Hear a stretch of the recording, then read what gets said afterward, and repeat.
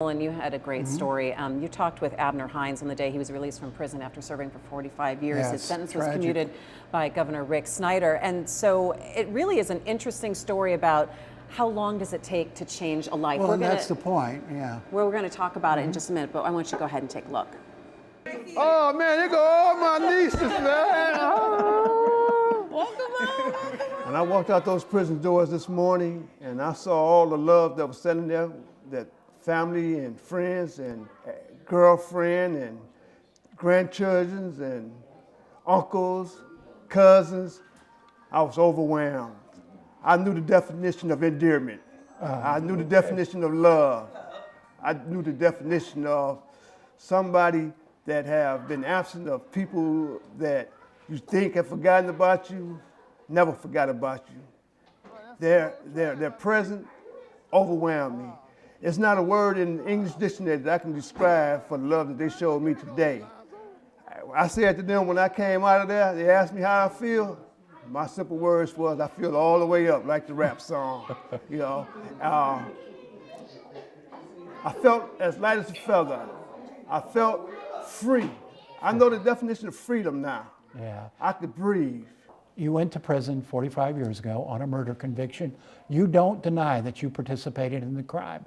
You never pretended that you were innocent. You didn't pull the trigger, but of course under Michigan law at that time, you were as guilty as the person who did. You were sentenced to, I mean, it was a bad crime. It was a stupid crime, but you paid a heavy price. It was a long, long sentence. When you heard that sentence come down, what was your reaction? My reaction was, I was devastated. I felt empty. I felt like the world had ended. Mm-hmm. I felt lost. I didn't know where I was going. But it was one thing that always haunted me when I got back to that cell that evening. Mm-hmm.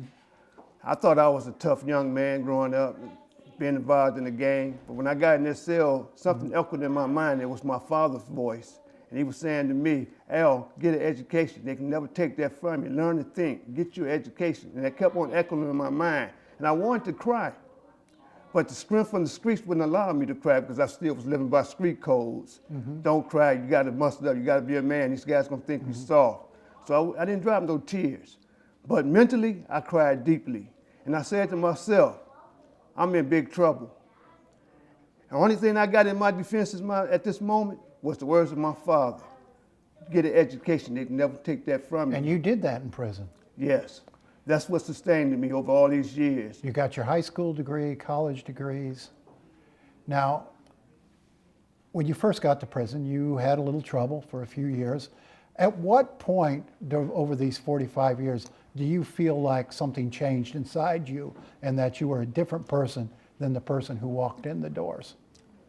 This transformation of thought happened about 7 years after I was incarcerated. Around 1982, I went to a service. They had an organization in that prison called the Morris Science Strip of America. And I went there, and they said that when God is leading, victory is sure. I remember those words. And somebody during that ceremony said, God is able, trust in him. And that echoed with me. So I said to myself, well, if God is able, then he can answer my prayers. So I prayed that evening, and I asked God to give me the intelligence to follow the path that's going to lead to my freedom one day. Mm-hmm.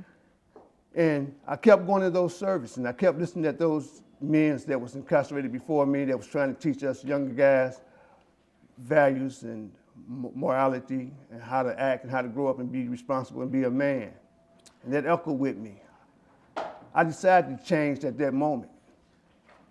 If the professors at Spring Arbor and at Jackson Community College and in the educational process and AB class and stuff like that, they always encourage us to come to school, learn. Mm-hmm. And that fitted with what my father was telling me when I was a child. Mm-hmm. So I started taking the little tests in school, and I began to see that I was getting good grades.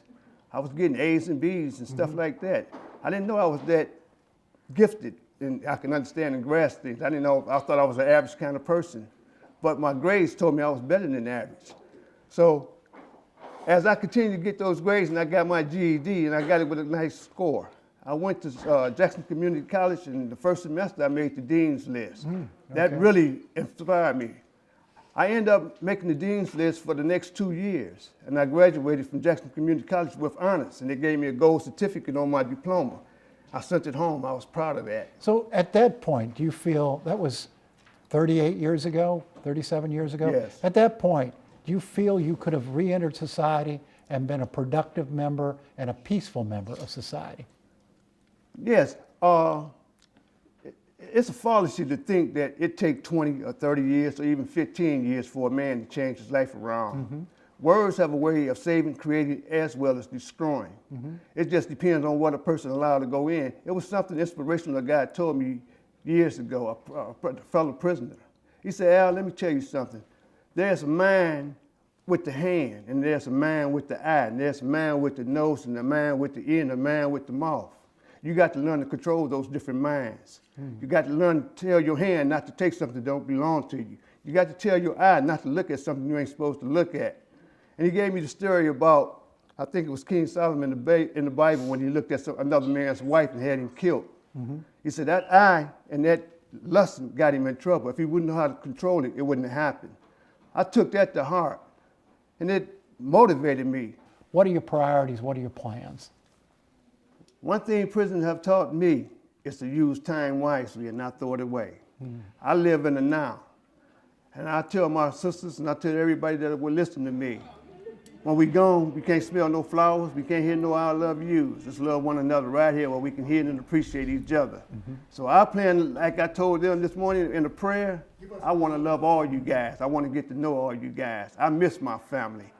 I love you all! Abner Hines does not claim to be innocent. I mean, he knows that he committed a crime, a very serious crime, and that he deserved to go to prison. And in fact, he feels like prison was a positive experience for him and that it gave him the resources he needed and the time he needed to change his life. But his life was changed a long time ago. His life was changed after 8 or 10 years in prison, and he spent another 34, 35 years behind bars. And to me, I don't see how that does anybody any good. He could have been out, a productive member of society, and instead we paid to keep him locked up. And he looks like he has a good support system around him. Yeah, What good kind of family. struck you? Yeah, and I mean, this is one of the big problems we have in Michigan, which is that it's hard to get sentenced to prison here. You get more chances than you do in other states, but once they send you, it's harder to get out than it is in other states. We keep people in for way longer than is necessary and way longer than the average in other states. And as Nolan says, that sentences people to a lifetime of uselessness, which Right. doesn't meet with the crimes they may have It's committed. punitive rather than corrective. Yeah, it And is. if we were looking at prison as a place to go to make people right Better. and to make them safe to re-enter society, that should be the focus. But if we're just looking to send them there, we're going to forget about you for 20 years. What good does that do anybody? It was a good story, and it was really good to He was hear a from good guy. him. Yeah.